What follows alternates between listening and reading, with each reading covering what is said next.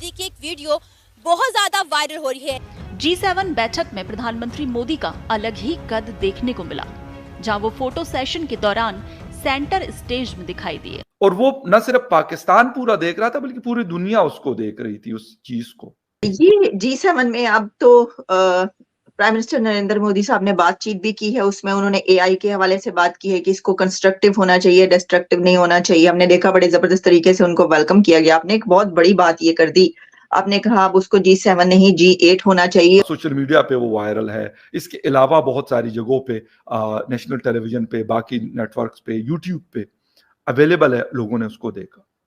आपने अभी बताया कि prime minister Narendra Modi Italy के दौरे पे चले गए हैं। आपने सिर्फ ये बताया है, आपने ये नहीं बताया कि उधर हुआ क्या है। भूखे नंगों के भला क्या बजट होते हैं, जवाल शुदा मुल्कों के भला क्या बजट होते हैं, IMF के गुलामों के भला क्या बजट होते हैं, और झूठे अदादो शुमार पेश करने वालों के क्या बजट होते हैं।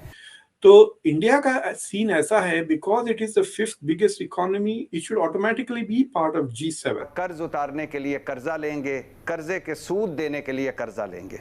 मैं हैरान हूँ उनके वो रिजर्व्स के डॉलर्स उनके लास्ट दिनों में कि उनके ऑलमोस्ट 600 बिलियन के रिजर्व्स हैं और हम $1 बिलियन के लिए बेकारी बने हुए। मजा तो तब आता है कि आपको लोग दुश्मन भी कहें लेकिन आपकी तारीफ भी करें, यानी आप इस लेवल पे लेके आ जाएं। जय हिंद दोस्तों, स्वागत है एक और वीडियो में। दोस्तों, पीएम मोदी G7 शिखर सम्मेलन में भाग लेने के लिए इटली गए हुए थे।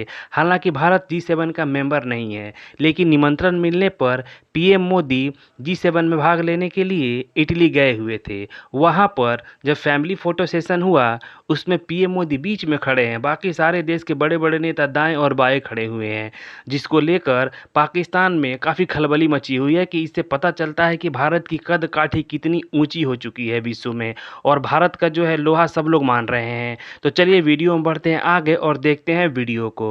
दोस्तों, इटली के अंदर जो G7 समिट हुई है, उसमें अगर आप देखें तो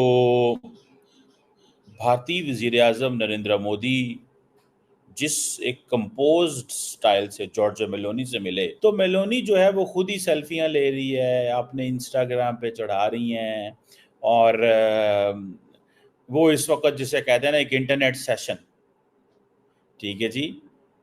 और मज़े की बात यह है कि मेलोनी और मोदी को उन्होंने मिक्स कर दिया मेलोडी। देखें, ये बहुत बड़ी बात होती है। देखें, दो इसके फैक्टर हैं जो मैं समझता हूँ। या तो वो साउथ एशियन कल्चर को समझती है और उसको पता है कि साउथ एशियन जो है, अगर भारतीय प्राइम मिनिस्टर देखें, वो इंतहाई कंपोज स्टाइल से आएंगे, प्रोफेशनली नमस्ते किया, उन्होंने भी नमस्ते किया, कोई हैंड शेक नहीं हुआ, एंड देन चले गए और अपना काम वाम किया। नरेंद्र मोदी आए बड़े कंपोज स्टाइल से, नमस्ते करके बातचीत करके निकल गए।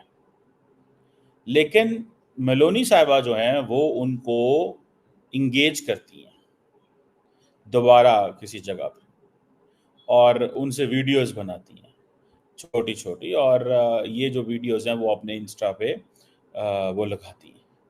अब जारी बात है, इंटरनेट मतलब समझें कि वो जिसे कहते हैं ना खिड़की तोड़ रश, फिल्मों में होता है अक्सर, कोई फिल्म बड़ी अच्छी बन जाए ना तो कहते हैं खिड़की तोड़ रश। तो इंटरनेट तोड़ रश है इस वक्त इंडिया के अंदर, और उसमें अगर हम ये देखें कि जॉर्जिया मेलोनी जो है, उन्होंने जो वीडियो बनाई नरेंद्र मोदी के साथ, दैट हैज़ गॉन वायरल। अब इंडिया में क्या होता है कि इंडिया में वो आपको पता है, इमीडिएटली करोड़ों फैन है मोदी साहब के। तो G7 को इट इज टाइम कि वो अब G8 बन जाए with India, because India is also a democracy and also the 5th biggest economy in the world. और इस इलेक्शन से तो जाहिर हो गया, क्योंकि आपको याद है पिछले 1.5-2 साल से ये कह रहे हैं कि मोदी सरकार is taking over the institutions, democracy India की कमजोर हो रही, लेकिन जो मोदी सरकार 400 पार का नारा लगा के 240 पे पहुंची, दैट शोज कि the election was quite fair. Doctor साहब, ये G7 में अब तो प्राइम मिनिस्टर नरेंद्र मोदी साहब ने बातचीत भी की है। उसमें उन्होंने एआई के हवाले से बात की है कि इसको कंस्ट्रक्टिव होना चाहिए, डिस्ट्रक्टिव नहीं होना चाहिए। हमने देखा बड़े जबरदस्त तरीके से उनको वेलकम किया गया। आपने एक बहुत बड़ी बात ये कर दी, आपने कहा अब उसको G7 नहीं G8 होना चाहिए, और इंडिया को भी इसमें शामिल हो जाना चाहिए एज ए मेंबर, क्योंकि अब तो 50 मरतबा कितनी जब से हो रही है इंडिया उसके अंदर शामिल हो रहा है। और मोदी साहब भी कई मर्तबा उसके अंदर शामिल हो चुके हैं।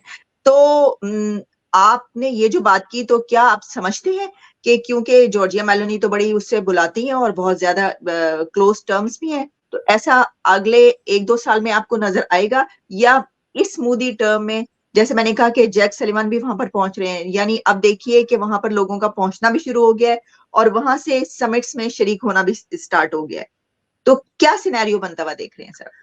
देखिए, जो 1960 से पहले कई मुल्क वेर कॉलोनीज, मतलब इंडिया, पाकिस्तान वगैरह तो 1940s में आज़ाद हो गए थे, राइट। अगर आप 1960s तक जाए, 65 से बाद में बहुत सारे मुल्क आज़ाद होने लगे। तो उससे ये हुआ कि जनरल असेंबली में, यूएन में, द वेस्टर्न मुल्कों के अलावा ग्लोबल साउथ के बहुत सारे लोग आ गए। तो the West, in order to have global agenda को कंट्रोल करने, वो एक ऐसा इंस्टीट्यूशंस खोलिए जैसा कि कम मुल्क हो ताकि डिसीजंस ले सके, जैसा कि G20 है। They are the top 20 economies but they control 80% of the global GDP. तो वहां पे जो डिसीजंस लेते, जो नहीं है उनको मजबूरन दे हैव टू फॉलो। तो G7 was also like this, it was just a western club जो जब ये शुरू हुआ 80s 90s में, control more of the global economy than it does now. तो वो basically it represents western agenda. तो जब रशिया आजाद हुआ फ्रॉम द सोवियत यूनियन से निकलकर, तो इन्होंने टेम्पररी रशिया को एंटर कर लिया था। तो 2014 तक it was G8 with Russia, लेकिन जब रशिया ने यूक्रेन पे हमला किया उसको खारिज कर दिया। तो these are countries which have common agenda. देखिए आप, ये सिवाय जापान के बाकी के सारे वेस्टर्न कंट्रीज हैं ये, और जापान तो बन गया है ना ये, मतलब वो कहते हैं ना, क्या कहूँ मैं, बेगानी शादी में अब्दुल्ला दीवाना की तरह वो अमेरिका के साथ ही होता है जापान। तो इंडिया का सीन ऐसा है, because it is the 5th biggest economy, it should automatically be part of G7। दोस्तों, तस्वीरें देखकर आपको पता लगा होगा कि भारत का अब विश्व में क्या रुतबा है। पीएम मोदी बिल्कुल सेंटर में खड़े हैं और सारे बड़े बड़े नेता दाएं और बाएं खड़े हैं। वहीं एक और चीज़ आपने देखी होगी, एक और तस्वीर आपने देखी होगी कि जॉर्जिया मेलोनी जो है वो बार बार पीएम मोदी के साथ सेल्फी ले रही हैं और वीडियो बना रही हैं और अपने इंस्टाग्राम पे पोस्ट भी कर रही हैं बार बार। इससे पता लगता है कि पीएम मोदी जो है कितने पॉपुलर और कितने धाकड़ नेता हैं। तो चलिए, आपने वीडियो पूरा देखा, कमेंट्स करके बताइए वीडियो आपको कैसा लगा। मिलते हैं अगले वीडियो में।